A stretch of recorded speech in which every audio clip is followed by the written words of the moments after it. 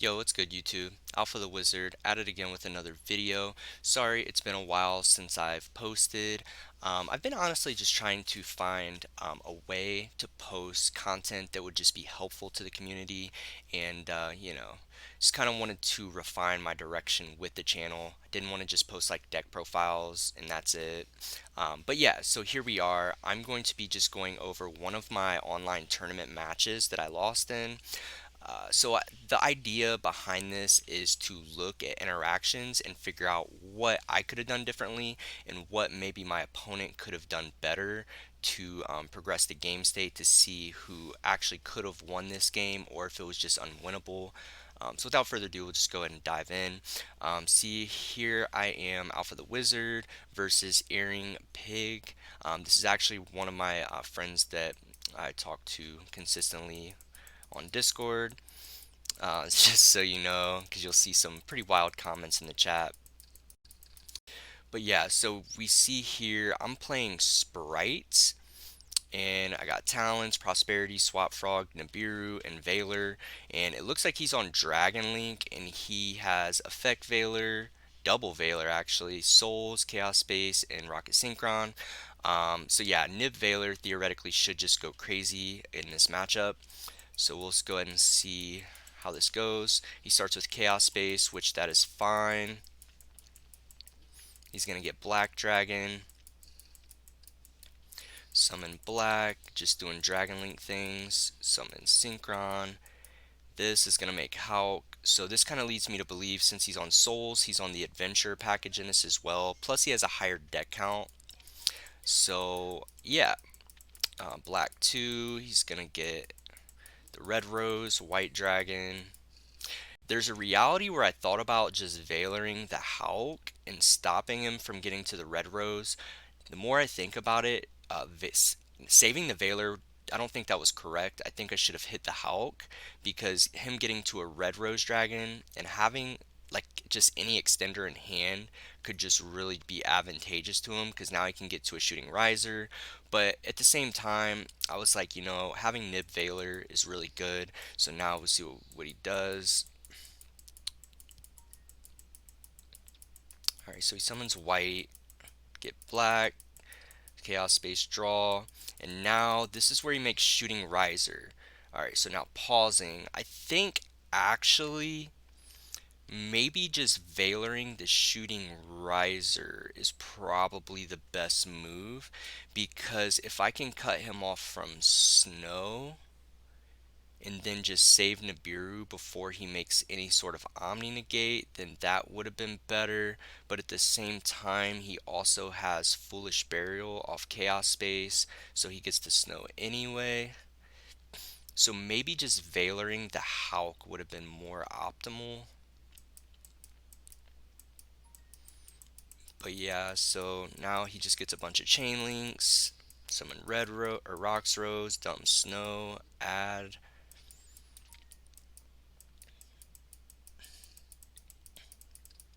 So now he's going into a Striker Dragon.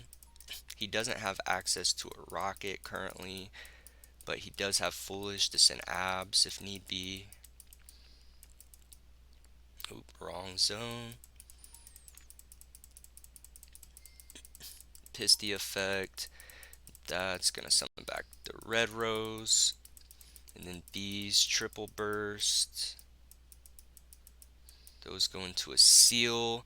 So yeah, definitely think I probably should have just Veilered the Hulk because now he has quite a bit. He has Snow Engrave, which is very important for him. He has quite a bit of cards in graveyard, so Snow's gonna be even more alive by the end of his combo. Now this has to get abs. Oh no, he's getting Enchantress, so he can start his adventure plays. So yeah, he's gonna get his Fateful, summon Souls, and then that's gonna get him Draco back. And then, yeah, I just go ahead and drop Nib here.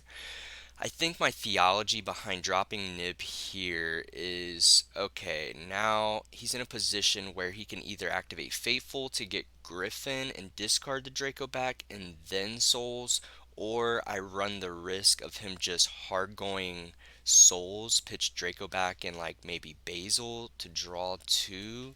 And I don't want my opponent to draw free cards, considering I know like four cards in his hand at this point, and he has one unknown, which is the Effect Veiler. So that's why I dropped Nib here. It was very smart of him to make Seal though, but maybe just Veilering the Hulk was more correct. Because honestly, he drew in a Foolish Burial, cool, off Chaos Space, but at the same time, if I prevented him from sending Snow, that draw could have been different. Because Yu-Gi-Oh! Will reward you for playing correctly. I truly believe that. So now he gets the abs, so he does have full rocket access. Then he just bounces the nib, which we're okay with this. In the dragon matchup, half the time they have to summon a lot anyway. So now he gets the abs.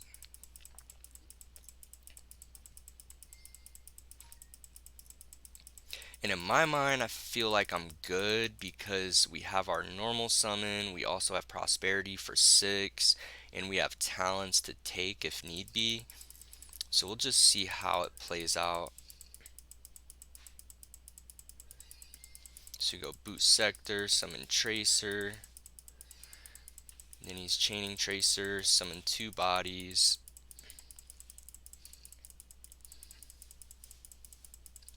Okay, those going to Savage, and then I just go ahead and Veiler the Savage just to cut him off of an interruption, but he still has a body, and then he just goes ahead and passes. So we draw a Jet, which is actually a pretty decent draw because chances are we go normal summon Swap Frog, dump, he's going to chain IP, and then yeah, makes talents live, and we also have prosperity. And if he doesn't unicorn the swap frog, we have jet. So I feel like we're in a good spot here.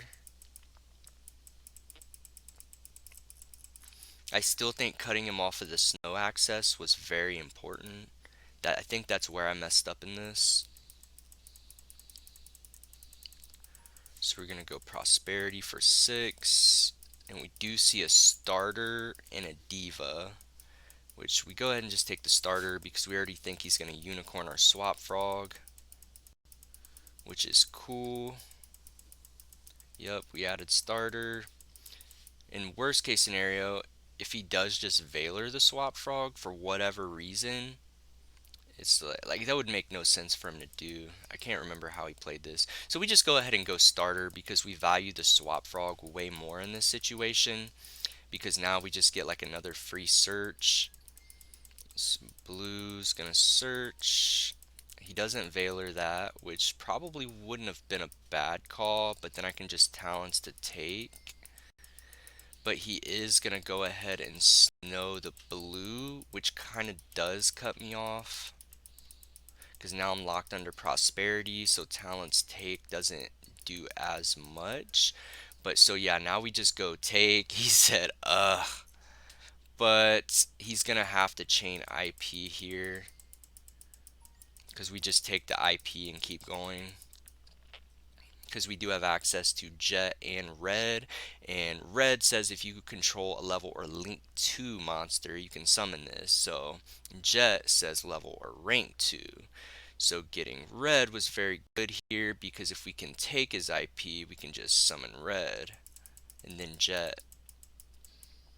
So now he just makes the Borland and forces me to take the Borland. And then we just go ahead and normal summon Swap Frog, activate Affected Dump, but he played this very, very well. For sole reason, now he has 16 cards still in graveyard, so we don't really have a lot to answer Snow, to be honest.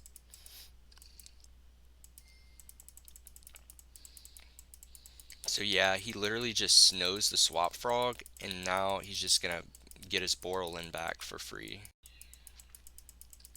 beat over Snow, and I'm pretty sure that's a wrap.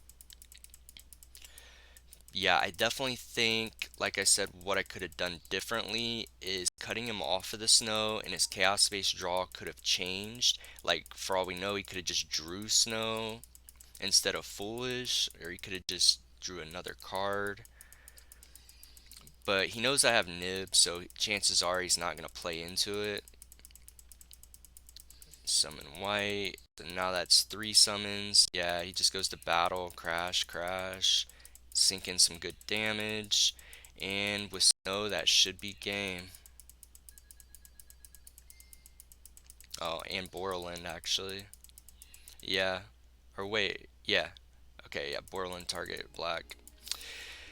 Yeah, he said that was wild. I said my hand was cracked. Should have Valored the Riser. I definitely think that was the crazy play. Or even just hitting Hulk. Hulk probably would have just stopped them altogether. Alright, and we do draw the Dupe Frog, which is unfortunate, but we do have Nib, so this is okay. So we're gonna get Spright blue, blue effect, take damage, get Jet. Then we just go ahead and summon red to protect our Jet, and then summon Jet, Jet effect. We see he has double Nib, quick launch, rocks, rose, and right. So this hand is pretty strong actually. He has a lot of extension. Summon the carrot just in case he does have imperm. Yeah, my theology behind that was okay, now we have red to protect, so if we make gigantic, we do need another body to protect. Or otherwise, we would just have to tribute gigantic, which doesn't make sense. Or if he does have imperm instead of nib, we can have the carrot. So that's why we do this. And yes, we do get smashers off the jet because if our combo can go through, smashers is really good. Plus, since we have carrot and red, we don't necessarily need this starter. He's gonna go ahead and nib, and we just negate it with red, and then we just go ahead and proceed to combo. And D's just go into an elf. Elf get back swap. Swap's gonna dump the Ronin. Or swap, and then Ronin effect to bring out. Then we just end on Toad. Set 1, pass, no standby phase. He said sorry. Draws the Dark Ruler. Yeah, I don't know if there's a way to win this game through Dark Ruler because of the simple fact he has right and quick launch plus a tuner in hand. So Dark Ruler, he did apologize, so it's cool. And then he just writes, goes ahead and Fatefuls, which there's an argument to Smashers on the Fateful to cut him off a Griffin. And I think that's actually what I did. Yeah, I'll go ahead and Smashers that. That way we eliminate it. Went ahead and banished the red because we don't take any damage for Dark Ruler anyway. So now he's forced to beat over Elf. He said, do I know anything in hand? Nope. Smiley face. Looks scared. Quick launch. Crazy combo. Bring out Tracer. Still has a normal summon, so he could just probably make Pega Ruler here. He said, what hand trap am I going to be scared of? I said, everything.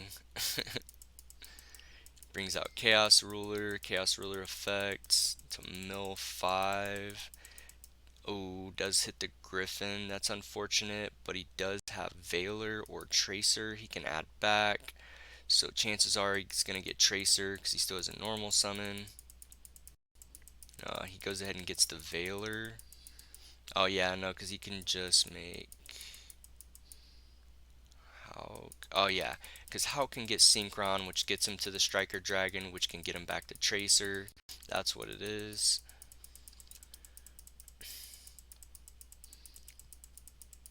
This does make sense. We just go ahead and drop nib here. Alright, now let's think about this. Was this the right place to nib? Alright, so we know he has Nib Veiler in hand.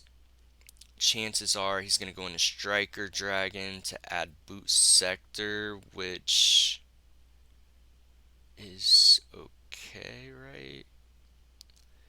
I feel like there was a better place to Nib, but I thought with him having Nib Veiler in hand, he would just pass on token. That was my theology, because if you look, he doesn't have any lights engraved, but he can banish one of these because he has double nib for the Chaos Ruler. So he's actually fine with this. I should have just actually held the nib as long as possible, but I didn't know if he had another rocket in hand, which I mean, even if he did, I guess it's fine because he's still playing into nib. Add back swap. Summon the Chaos Ruler by banishing a nib. So now at this point, I don't think he has nib anymore. He's crashing, and that's cool. We draw Talons, which is a crazy draw here. Swap Frog, dump. He's like, cool, bro.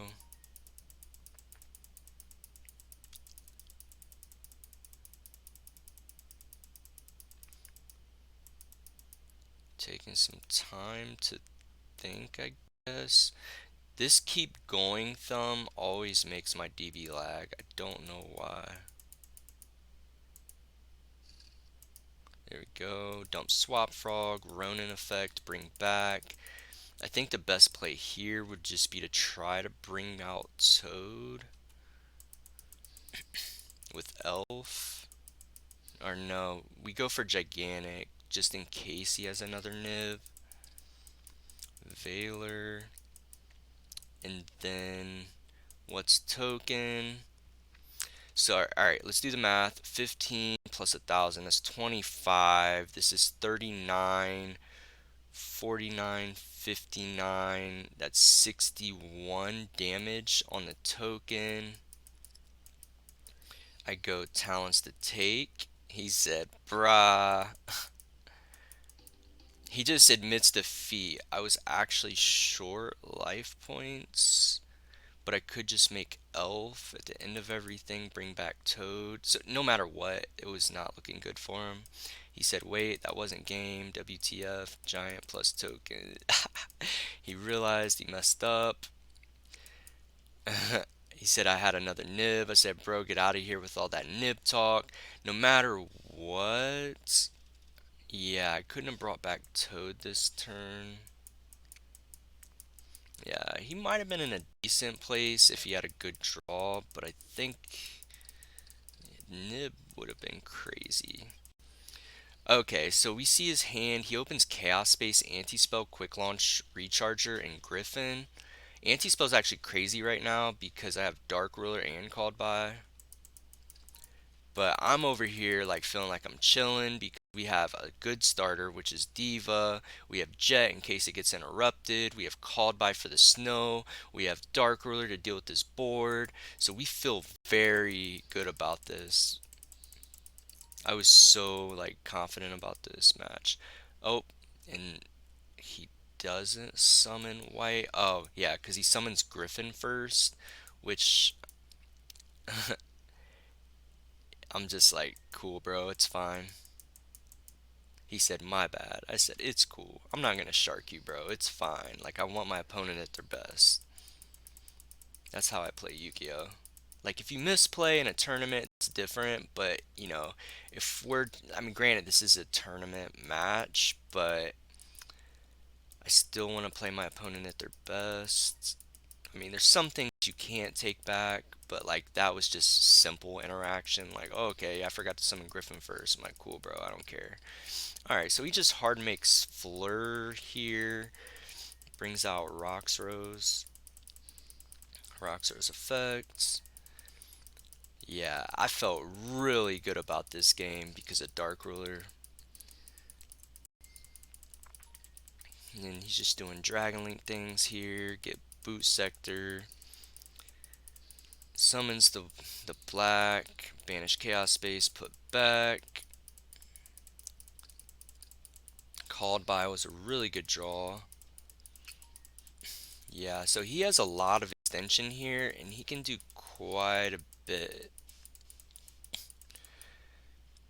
I said, what do I know in hand? He said, nothing. I said, wait, what? He said, boot Basil White. Alright, so anti-spell and called by are the unknowns. He said, no problem, my son. Sheesh. This is actually crazy. He's taking a second to think. Striker Dragon, Pop Hulk, Act Tracer. I don't hate that play. And then he makes Seal. Was there a way to do this better? I think he could have done something better, honestly. Oh, Tracer Pop. No matter what, he gets two bodies. And that's cool.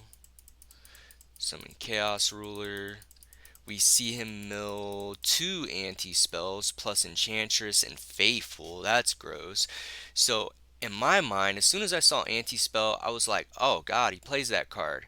He milled two though. What are the odds that he has the third one? Well, he had the third one. Yeah, I don't think this game was actually winnable unless there was a way, because he had so much extension that Valor just didn't do enough, and that's why I held the Valor. I probably could have Valored early on, but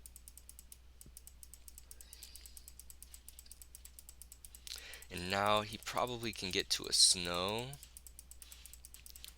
Yeah, so he goes, oh, dark. Wait, what? Why would he make dark? Oh, he's going into Borderlands. Oh, wait. Yo, this just seems kind of weird, actually.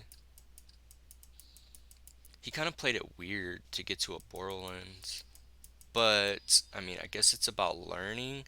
Alright, I'm just trying to think of what he could have done differently. Because if he would have went Riser, Dump, Snow...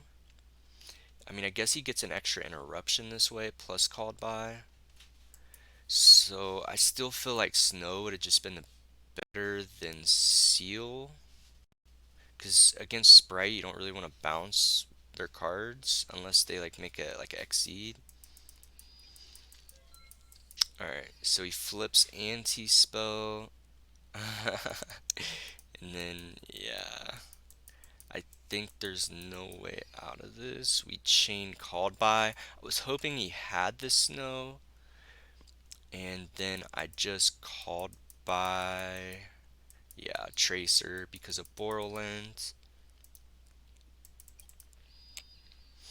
And then my theology behind this is I just set Valor, set Dark Ruler pass because this right here is 65. He doesn't have anything he can summon from grave, so that puts him on hoping he messes up and doesn't activate seal effect. Because if he activates seal, yeah, he could bring out something, but he already used striker and pisty. So it's like he can't just link it off and trigger like something. Yeah, we set Dark Ruler, Seal Effect, probably just get abs, right? But he didn't mess up. That's unfortunate. Oh, he gets Tracer, Borolin. That's what the play was. Yeah, Borolin, Tracer, bring back Recharger. I wonder if maybe called by hitting Recharger would have hurt him a little bit. Because Tracer's 0 attack.